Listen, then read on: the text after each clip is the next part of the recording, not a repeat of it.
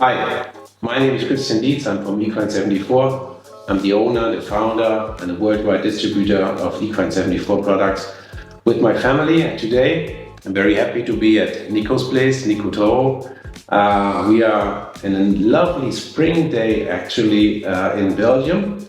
It's just across the border of Netherlands. and Nico uses our product now for maybe, I think, a year, something like this. I think a year. Yeah. and I just want to talk to him about his stable routine, his horses, himself. And thank you for being here. Thank you for the opportunity. I do have some emotional questions, or just starting questions for you, so our people and listeners can get a better impression of you. Sure. So, how old are you? I'm 30 years. 30 years. Where are you from? From Colombia, Bogota. Bogota, okay. And after school, did you just go on riding, or did you go to university, or? That was actually a big thing in my family. I have my parents study a lot, my brother also, and the idea was I was going to go to university, but I could skip it and go straight away with Eric Nave, which was my university for the time, and it was unbelievable. One of the best experiences I've ever had in my life. So now we just start talking about your. Can you remember the first horse you have, a pony? What was the name of this horse, or the pony? Yes, it was called Copperfield. Yeah, it was a pony or horse? It was a horse. Actually, in Colombia, we don't used to ride ponies. No. And when did you start riding? I started the first time I got a lesson. I was 4 years old. Yeah. Is it traditional in your family to ride horses? Or have you been the first one who's okay, I would like to have a horse and start? I started. My family have nothing to do with horses. Mm-hmm. My father is a doctor, my mother is a businesswoman, and they had nothing to do with horses. But you get a passion for it? Yeah, since I was a kid, we were members from a club in Colombia, and there were horses, and I was always crazy to go and see the horses, and I wanted to be there, and it started more and more. And actually, one uncle used to do cowboy horses, like quarter horses. Yeah. Then when the time started at the club, that they said to my parents, like, they had to buy me a horse. They thought it was just like something for the moment, like an obsession for that I was a kid, So I started with these quarter horses, being a cowboy, and then one patient of my father said, listen, I have an old horse. If you want, I can give it to your kid, and then he can start jumping again. And then that's how it started. And then they realized it was not just something for the moment, that it was a real passion, and they started supporting me from there on.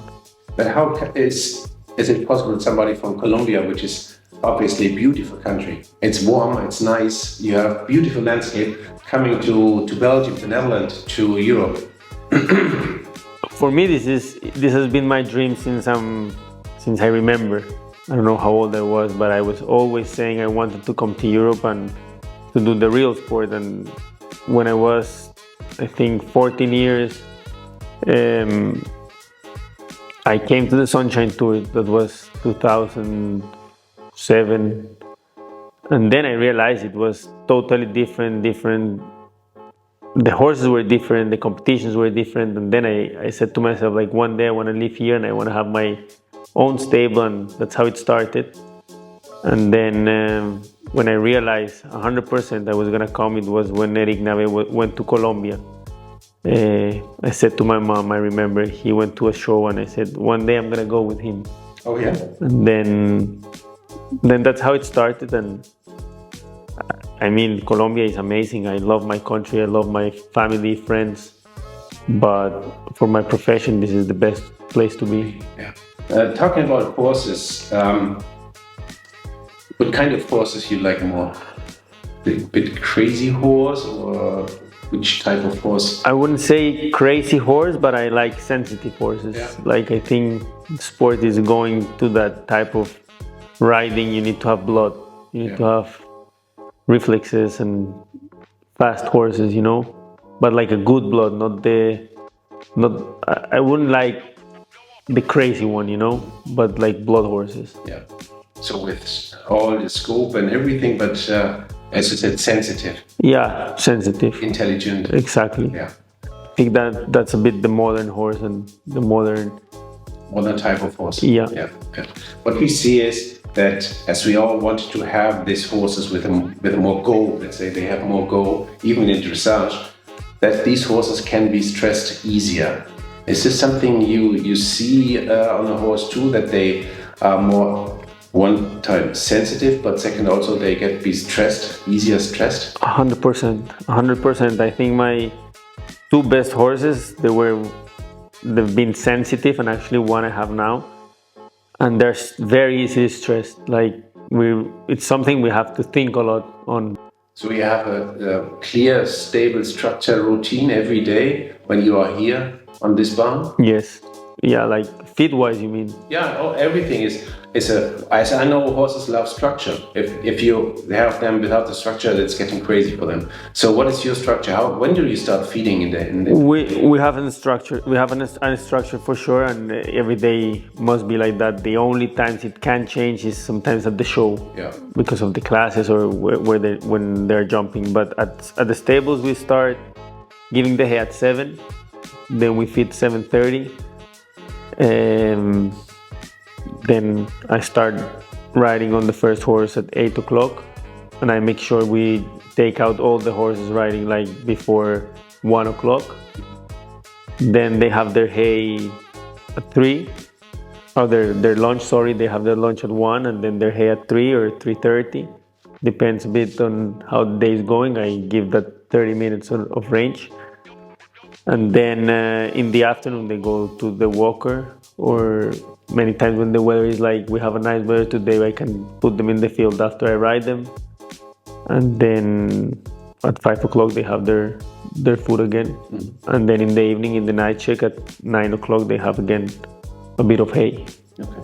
And we talked before we started the podcast today, we talked about water.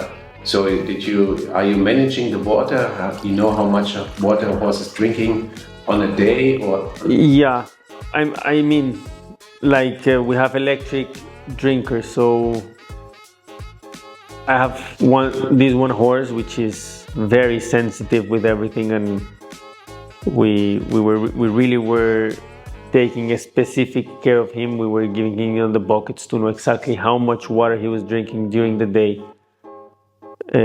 So with this, when we were doing it, and at the show we know with every horse how much they drink, because we always have the buckets. But at the stables, I only have this horse. The rest, they have electric drinkers. And when you go to a show, do you take the water with you from your place home, or do you take water from the show where you are? I take water from the show. Okay, because this is also, I learned it from an Irish thoroughbred trainer. He said in the beginnings, when he started with the young horses going to race, he always uses everything which you're using at home too.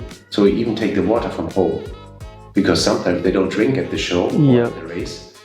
And he felt that this could be because it's a different smell of the water, even if it's water, but the horses are much more sensitive than we are. So he says he's using water from home.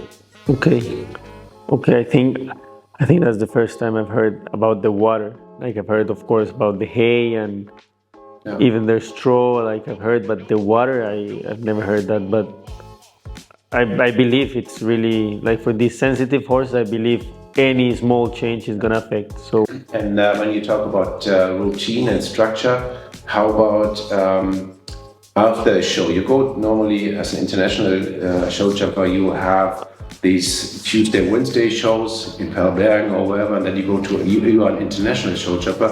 So I think you go to Saint-Tropez next week or this week. This week, yeah. Yeah. So your horses left tonight at noon or 12 o'clock.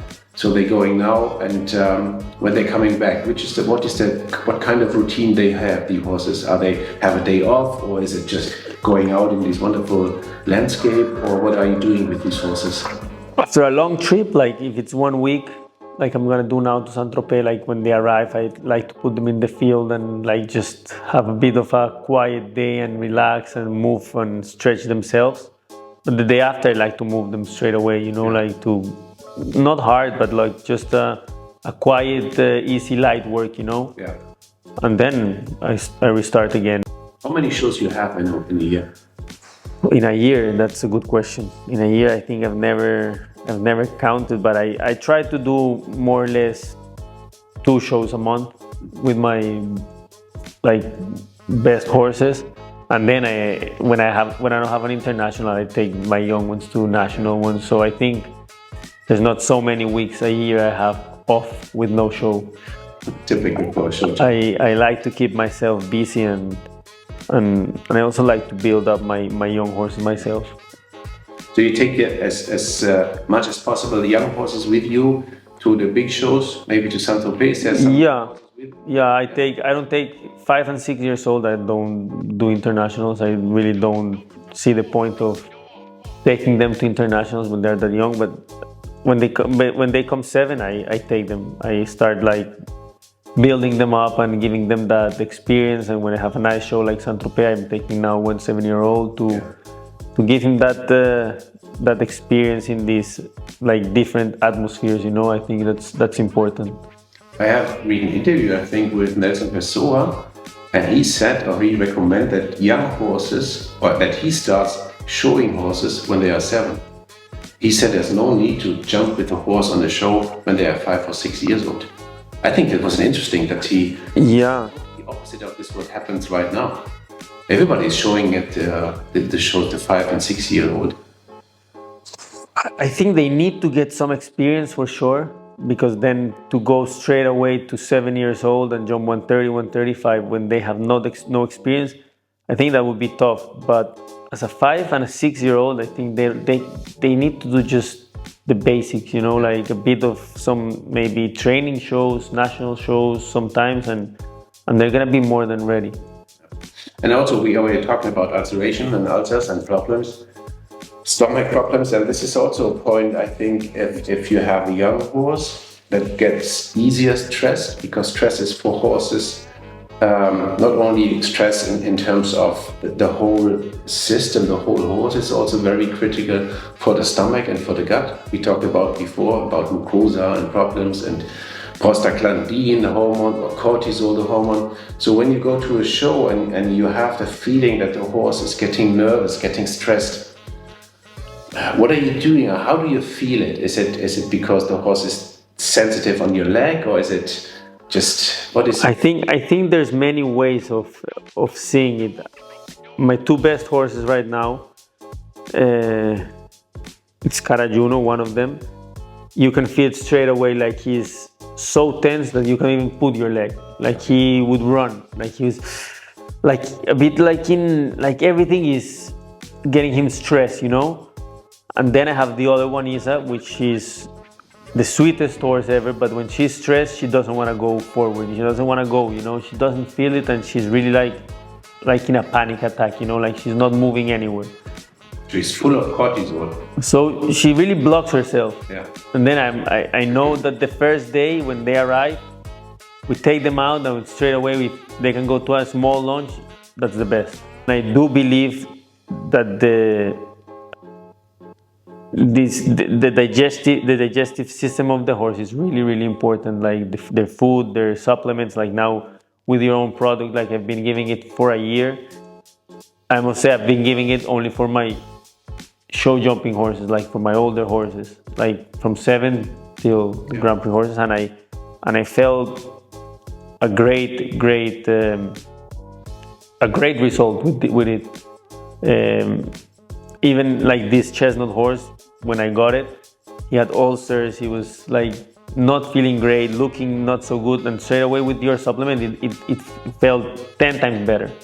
So I do believe a lot on all these supplements. Of course, I've tried others that I don't get any result, like many supplements that we have nowadays for everything. But that made a big difference in the sport for myself.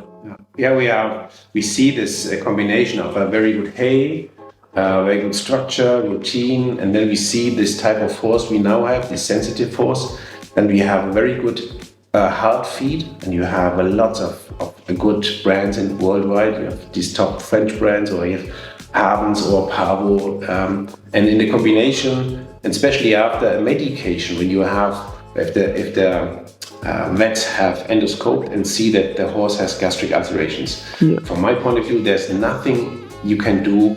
You have to give medicine like Gastrogard, which is probably the best, and everybody knows it.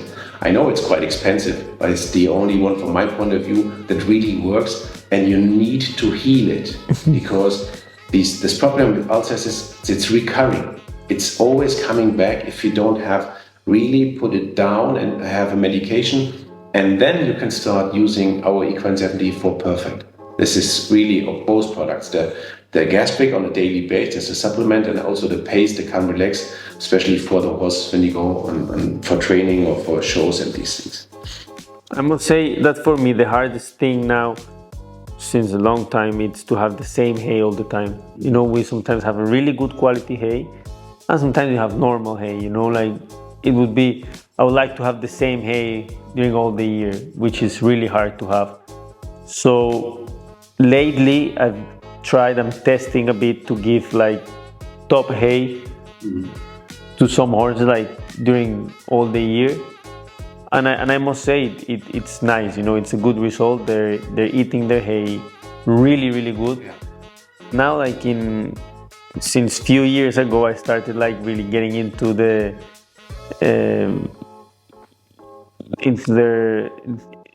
feed, you know, like exactly what they're eating, about the ulcers. Like before I was not really paying that much attention, you know, and it's so important. Like I every time I want to know more about it because I think it's a huge difference, and I think it's like for humans, if you're eating every day a lot of sweet, you're not gonna feel great. Or if you're eating like McDonald's or Burger King every day, it's also, you're gonna get fat, you're gonna be feeling horrible, like you're gonna have reflux, you're gonna have gastric problems. So it's gonna be, you know, I'm really starting to think a lot on them, you know, because they can't speak. So really, and in one of our last videos we did with Estelle, and she said to Equine 74 it's a game changer. So we do get a lot of questions about our product, and one point for me is that we have it scientific proven. We have done at least now 3 different published research with scientists in Australia, in the UK, in Ireland. So we are quite sure, we know exactly what the product can. And that's why I always say, okay, it's not a medicine, so use it after the Gastrogard cure, it's perfect, but it's nothing to heal a horse. You need a medicine.